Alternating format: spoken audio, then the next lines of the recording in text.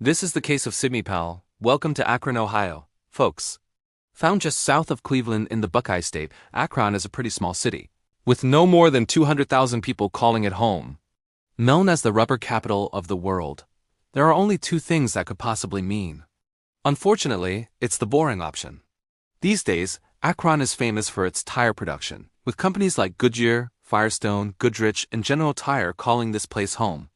Surprise manufacturing comes full circle here too. The city is also getting known for illegal dumping of tires, and the council has so far found over 4,000 stray tires this year looking for a place to stay. There's a dark side to Akron's history too. The city has problems with chemical toxicity from all the polymers released into the land, water, and air. And even though it's kinda mild, that almost makes it worse in a way, because the chronic diseases from these job-related toxins can take 20 to 40 years to show up. Maybe it was the fumes that made our killer in this story so incredibly dense. But before we get to that, let me introduce you to an amazing woman named Brenda Powell. Born on March 19, 1969, in Salem, Ohio, Brenda Powell was a natural caretaker from a really young age. She loved working with kids and was deeply interested in looking after other people. So naturally, as she went through school, she focused her studies on her passion for caregiving. It's no shock that after graduating from the University of Akron with a child life degree, she worked at the nearby healthcare facility called Akron Children's Hospital. While there, Brenda's skills and calm attitude were noticed as she worked with kids of all ages, specifically in the Center for Childhood Cancer and Blood Disorders. Her motherly way and deep understanding of childcare made her a huge asset to the team, and over the next 28 years she worked at that hospital. She also went on to develop the Ward as Oncology Teen Program and planned activities to help families and kids celebrate each step of beating cancer. Brenda was a legend at that hospital, and children and coworkers alike absolutely loved her. She was like a second mom to many, treating the kids she cared for just like her own. Focusing on her personal life, Brenda was a happily married woman with 2 children. Her husband, Steve, described her as deeply devoted to her work, friends, and family.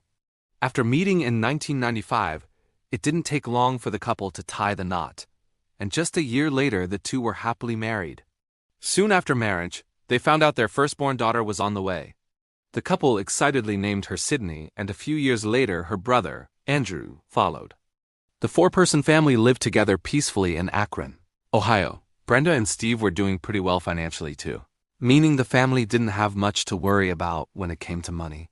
Hats off to them, they provided a stable and happy home for their children, and hopefully the kids would end up just as healthy as their home environment. Sydney and Andrew were raised in a Catholic home. For education, Sydney first went to St. Sebastian Elementary School before graduating from St. Vincent St. Mary High School in 2018. While in high school, Sydney did really well and was known to be an absolute pleasure to be around by both teachers and students.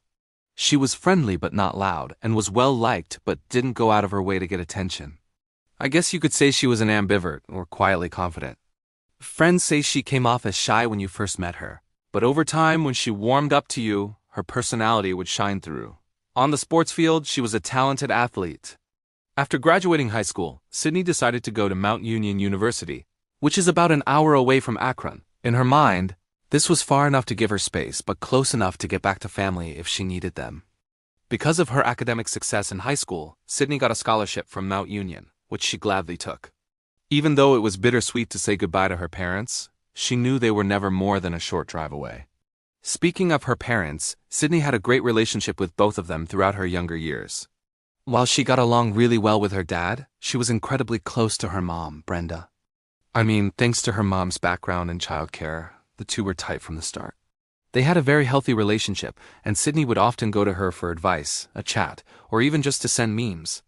Now, Sydney's first semester at university started off really successfully, and she was living with her best friend from high school, Lauren. As the first semester went on, Sydney found it pretty easy to come out of her shell and meet lots of new people. She joined a sorority, met more people around campus, and gained new confidence. From the outside, it seemed nothing could stop her from having an amazing 4 years at Mount Union, but unfortunately, that would soon fall apart.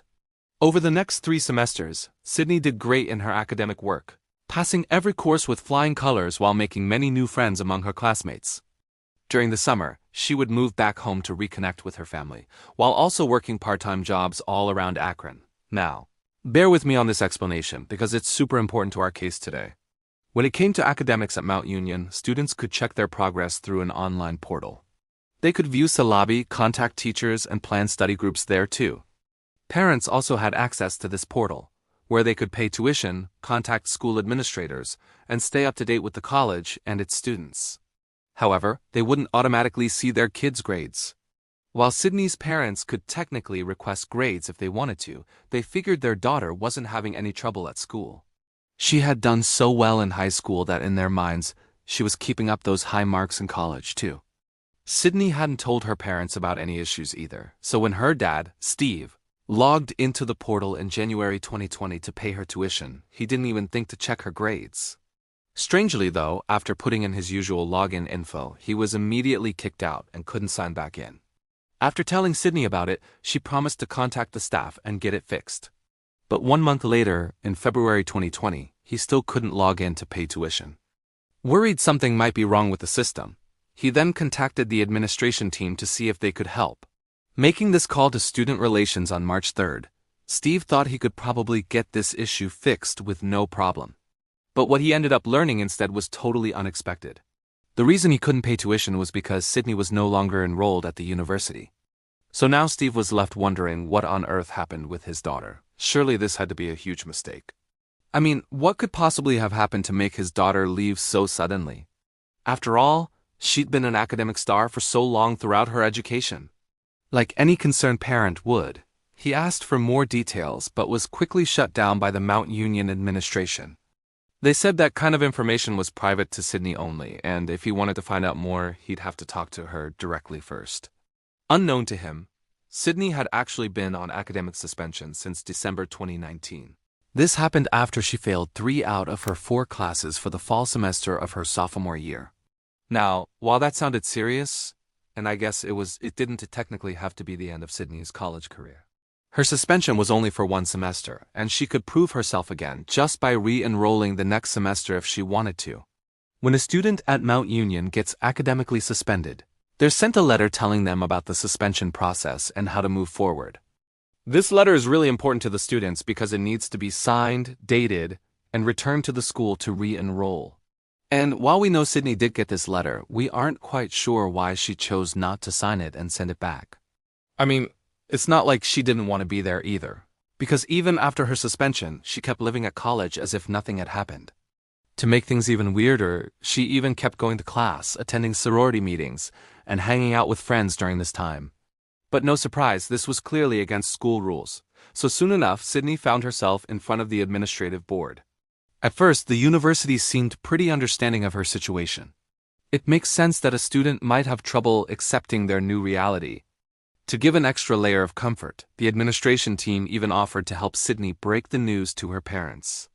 Instead, she lied to the board, saying her parents already knew about her suspension, but were on a long vacation and couldn't help her move out of her dorm. But after their 3rd meeting with Sydney, she no longer had an option, and on February 24th, she was kicked out and forced to move out alone. Still unable to face her parents, she ended up staying in nearby motels until March 3rd. And of course, that's when her dad, Steve, found out about her web of lies. Both amazed and confused by the news, Steve hung up the phone and checked Sydney's location. You see, the family shared a tracking app to keep each other safe and know where everyone was. That's when he learned Sydney was currently back at the family home. But before going home, Steve called his wife, Brenda, to let her know about this very strange and worrying situation. No surprise, neither of them were too pleased. I mean, to put it bluntly, their daughter had basically failed out of college and then lied about it for several weeks. How would you feel if your kid did that to you? Instead of getting super upset, Steve asked Brenda to meet him at home after she finished work. In the meantime, he would try to understand Sydney's side of the story. So, leaving his own phone at the office, so Sydney wouldn't see him coming, he drove back home, arriving a little after 11:30 a.m. When confronted, Sydney quickly broke down. She told her dad that all of her friends seemed to have it all figured out. They were working toward degrees that mattered, had real goals, and were actively pushing toward their dreams.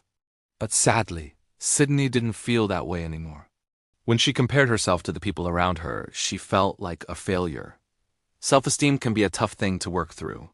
It's often said that while we're busy doubting ourselves, Others around us are amazed or even intimidated by our full potential. And sometimes in those moments of self-doubt, you have to focus on what the people who love you think, not your own view. Steve understood that and knew how bright his daughter really was. He reassured her that if she put a little effort in with him, they could help her get back on the right path together. Feeling better about the situation, Steve told his daughter to sit tight and talk to her mom when she got home, but he needed to go back to the office. Back at work, Steve got a text from Brenda. She had left work early to get home, arriving around 12:15 p.m. 26 minutes later, at 12:41 p.m., Steve texted, "What did you discuss with Sydney?" Sadly, he would never get a message back. Only 10 minutes later, Steve got a phone call from one of his friends, a detective with the local police department. He called Steve to ask if everything was okay, because apparently he'd heard officers had just been sent to the Powell residence. Something was wrong. What Steve and the police didn't realize is that at the time Brenda was walking into the family home to speak to her daughter, she was actually on the phone with student relations. And while Mount Union staff were talking to Brenda, they suddenly heard a loud argument and some very concerning sounds. A series of screams echoed down the phone line, followed by several thuds and then a loud crashing sound. And then all of a sudden, the phone line went dead. Worried for Brenda's safety, the Mount Union staff immediately called 911. They then tried to call Brenda back numerous times, and after several attempts they finally got through. But the person on the line wasn't Brenda, it was someone pretending to be her. The staff knew it was Sydney right away, and after calling her out and telling her the authorities were on the way, Sydney abruptly hung up. Steve, who was still in the dark about the situation, was now starting to panic. He had just been at the house, so what could possibly have happened in the hour he was gone? Frantically calling both his wife and his daughter, it took multiple calls before Sydney finally answered. She sounded terrified and claimed someone had broken into their house. When officers arrived on the scene at the 1900 block of Scudder Drive, it was a complete disaster. The house was in total disarray. Multiple windows were broken, and blood was everywhere. Sydney was found frantically crying outside on the driveway. The young woman seemed completely distraught and was clawing at the asphalt hard enough to make her fingernails pull back and bleed. Officers pulled her away to a quieter spot to calm her down, and once she was calm enough, she told them what had supposedly happened. Sydney claimed that while she was having a conversation with her mom about her school grades, an armed stranger suddenly broke into the house. Brenda then told Sydney to run and get help, but when she came back, she found her mother lifeless on the ground. Apparently, she had been stabbed multiple times and was bleeding out. Paramedics rushed Brenda to the hospital.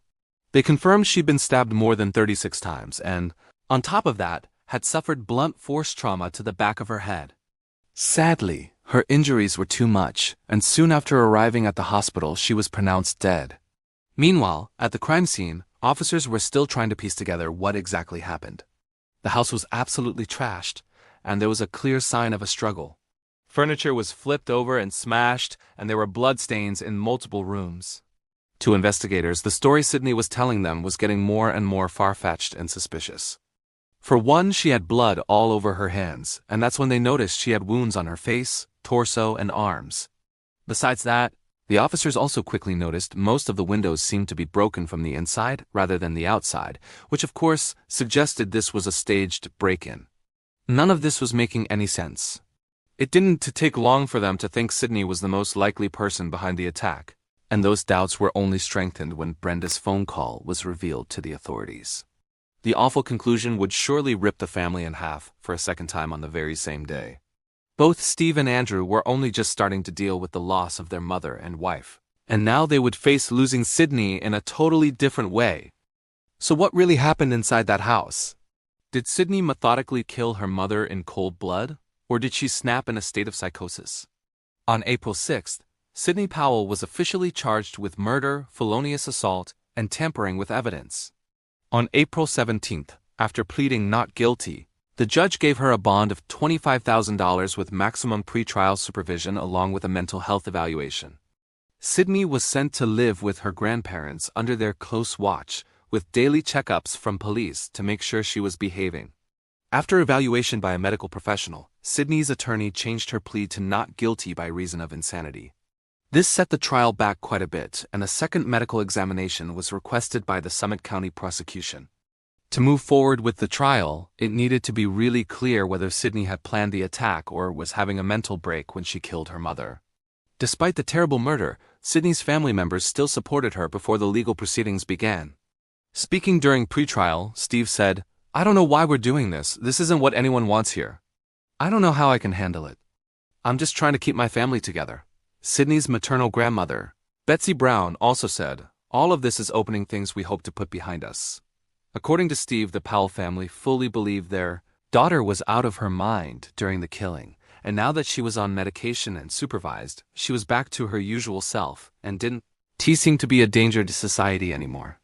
Despite their pleas, her 10-day trial would begin on September 7, 2023. Many witnesses were called to testify, including one of Sydney's teachers, the staff who spoke to Brenda on the phone the day she died, and several mental health experts. Day 1 of her trial included both sides making their case. Sydney's defense team claims she was dealing with undiagnosed schizophrenia and was out of control in a psychotic break when she killed her mother, which would justify her insanity plea.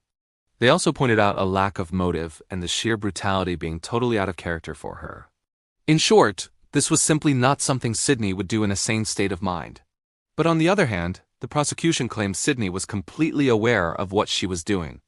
Trying to cover up the crime scene and pretending to be her mom over the phone were all strong signs of a sane person, trying to mislead the investigation. Sydney's father took the stand and painfully went through the events of the day leading up to the murder. Friends and co-workers of Brenda also talked about the shocking murder and how, to their knowledge, the mother and daughter had a very close relationship right up to the end. Mount Union officials testified that they heard repeated thuds and screaming while they were talking with Brenda Powell, which tragically was likely the exact moment she was being attacked. A staff member testified that the call ended about a minute and a half after the noise started.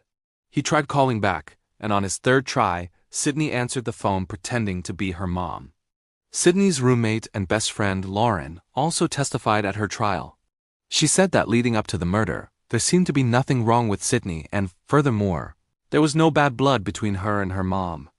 She also testified she saw Sydney just one day before the murder, on March 2nd, at a bachelor party, and apparently Sydney seemed like her usual bubbly self. The next 5 days of Sydney's trial were focused on her state of mind the day of her mother's murder, with several psychologists giving their own opinions on what might have happened. Dr. Swale testified that Sydney was out of her mind at the time and further diagnosed her with bipolar-type schizoaffective disorder and being acutely psychotic. Dr. Ryden, who also evaluated her in 2021, agreed she had a severe mental illness and further testified that the spontaneity, brutality, and lack of motive in the attack all suggested she was experiencing some sort of psychotic break. On the other end, clinical psychologist Dr. Sylvia Obradovich concluded Sydney was malingering or exaggerating her mental illness to escape responsibility. She explained that the best source of information for an insanity evaluation is what was said and felt at the time of the incident. And in this case, it simply didn't add up to schizophrenia. She also noted Sydney reported she was having symptoms at age 11, which would make her case extremely rare. Interesting fact, women typically experience symptoms of schizophrenia for the first time from their mid to late 20s, making Sydney Powell's case extraordinarily unusual if it was true. Both sides gave very convincing arguments, but on September 20th, 2023, after deliberating for 9 hours and 23 minutes, the verdict was finally in. The jury unanimously found 23-year-old Sydney Powell guilty on counts of murder, felonious assault, and tampering with evidence. Assault and tampering with evidence. Verdict form number 1 as to count 1 reads, "We, the jury in this case, being duly impaneled, sworn, and affirmed, do hereby find the defendant Sydney Powell guilty of the offense of murder as charged in count 1. Verdict form number 2 reads, "We, the jury in this case, being duly impaneled, sworn, and affirmed, do hereby find the defendant Sydney Powell guilty of the offense of murder as charged in count 2. Verdict form number 3 reads, "We, the jury in this case, being duly impaneled, sworn, and affirmed, do hereby find the defendant Sydney Powell guilty of the offense of felonious assault as charged in count 3. And finally, verdict form number 4 reads, "We, the jury in this case, being duly impaneled, sworn, and affirmed, do hereby find the defendant Sydney Powell guilty of the offense of tampering with evidence as charged in count 4. On September 28th, 1 week later, Sydney appeared in court for the final time for her sentencing. In the end, for the murder of her mother, she was given an indefinite term of 15 years to life in prison. On count 1, ma'am, I sentence you to an indefinite sentence of 15 years to life in the Ohio Department of Corrections. On count 4 of the indictment, I sentence you to 3 years in the Ohio Department of Corrections. Those 2 sentences to be run concurrent with and not consecutive to each other. Just a random side note. But many people who followed this trial online were pretty upset at Sydney's family, who kept supporting her throughout her trial. Most of Sydney's family believed she wasn't in her right mind when she murdered her mom, and her dad still thinks she should be free from the prison system. Honestly, it's pretty hard to form an opinion here, because on one side, Sydney's family definitely knows her best, but on the other, they're quite clearly biased. Regardless of mental state, murder is still murder, and in my opinion, she should still face the consequences of her actions, which quite clearly she is now. And Sydney will spend many years of her life behind bars, hopefully wrecked with guilt.